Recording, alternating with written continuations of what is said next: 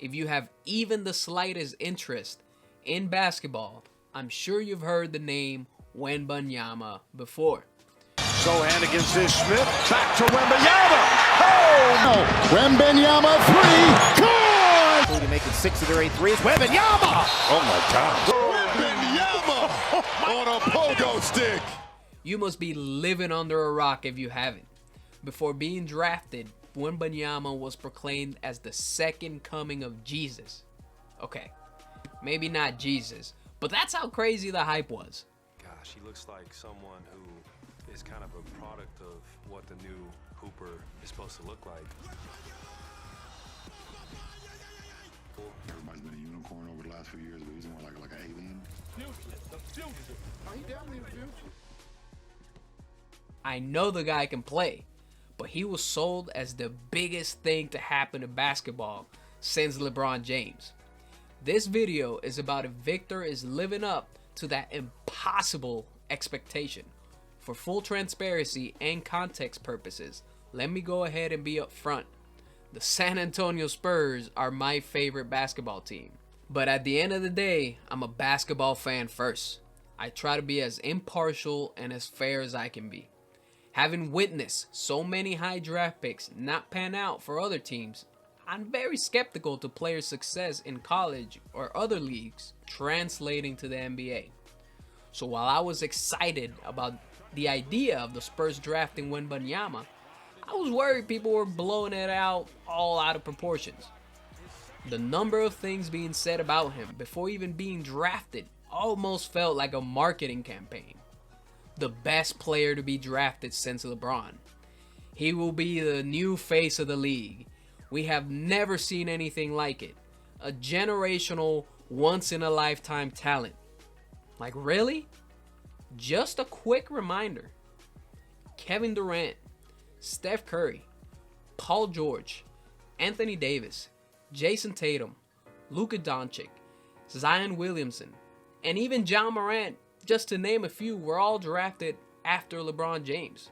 He was the talking point on ESPN every single day, and social media was non-stop with Wemby content. It was brutal, even as a Spurs fan. Excuse me for being skeptical when Wembanyama got this much praise before even playing a second in the NBA. After witnessing some flashes during the preseason, I couldn't wait for the real games to begin. One of his first of the many impressive games happened early in the season on November 2nd against KD and the Suns.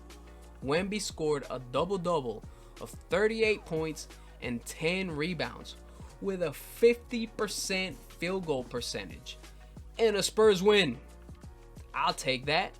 Just 8 days later, against fellow countrymen Rudy Gobert and the Minnesota Timberwolves, Victor dropped 29 points, going 50% from the floor, with 9 rebounds and 4 blocks. After the game, Gobert said, "I can't even imagine how he's going to evolve. Thinking about how a player that is 7 feet 4 inches tall, has handles like a guard, can pass the ball, has range from anywhere in the building, and has an extremely high defensive IQ. How can he continue evolving is a scary thought for everyone else.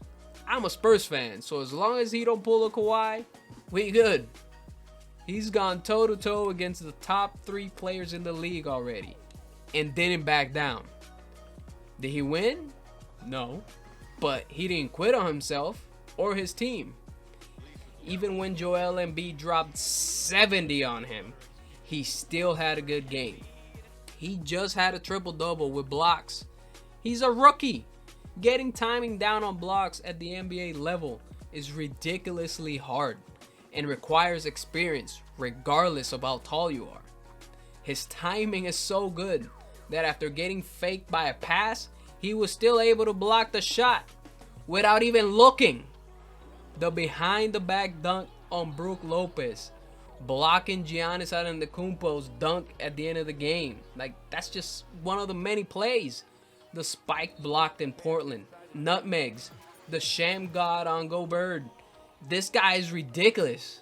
I can go on and on about his great performances and highlight play after highlight play, or how jaws just drop from fans and players every time he does something out of a 2K game. My player style. The unanimous reaction around the league is that is crazy. Shaq said, "We have seen Wembanyama before, and his name is Bobo." That is blasphemous. No disrespect to Bobo, but potential and skill are useless if you don't execute. Victor is out here doing it every time he steps on the floor.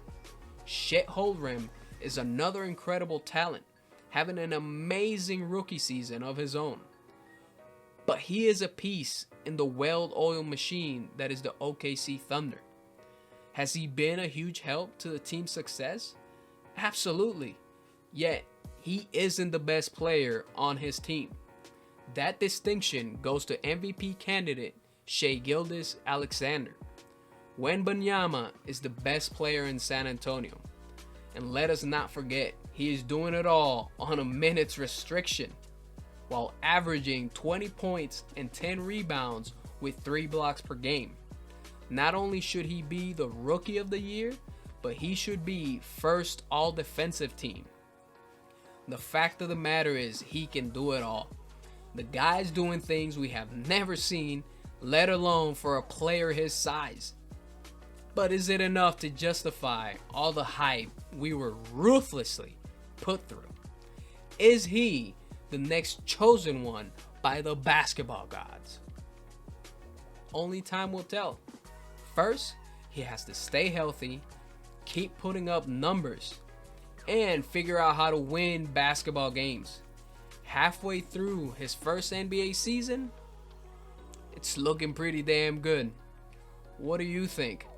Let us know down in the comment section. Like and subscribe for more NBA content. I'll see you guys on the next one.